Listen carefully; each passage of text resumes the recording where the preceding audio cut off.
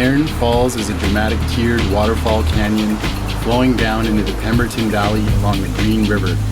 It is surrounded by the big mountain ranges, glaciers, and old-growth rainforests of the Northern Cascades. The falls are beautifully carved into the bedrock of the mountain, winding its way along the narrow valley floor channel. It joins up with the Lillooet River, heading south to Harrison River and the Fraser River, reaching the Pacific Ocean. In the late spring, the river flow is heavier, forming small rapids, and the water glows a clear, bright green turquoise color. The river trail to the falls can be walked in under 30 minutes, starting at the Nairn Falls campground along Highway 99. The trail takes you west up along the river on a well-maintained forest trail with some stairs at the end leading to the viewing platforms on the edge of the canyon, great views of the lower and upper waterfalls, dropping down a total of over 60 meters.